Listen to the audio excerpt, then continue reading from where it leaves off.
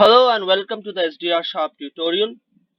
Here let us explore how you can connect to spy server SDRs all over the world.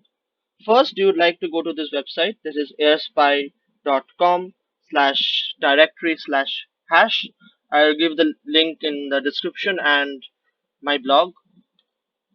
So after the websites load, you're going to see this map and this list of SDRs which are currently in use. You would want to go to this all and you change to the ones which are ready.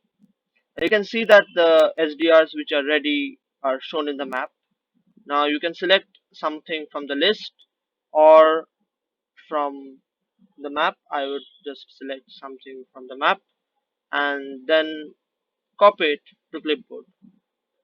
So right now you are ready to connect to this SDR.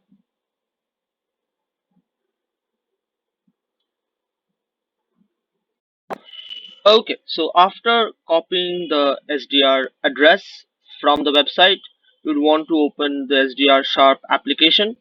The files required are provided in the description. I have also given the link in the blog. After downloading the zip file and extracting it and opening the application, you should see this window more or less pop up. So now you'd want to go to the source section and you'd want to change it from whatever it is to uh, spy server network.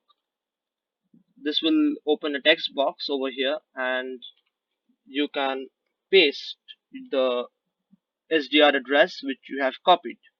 Now you can either click on the connect button or the play button and it would take some time and the live data from that SDR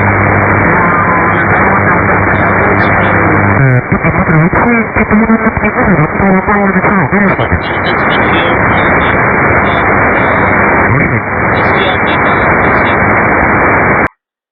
Yeah, so right now you are connected to that remote SDR without having any dongle on your computer.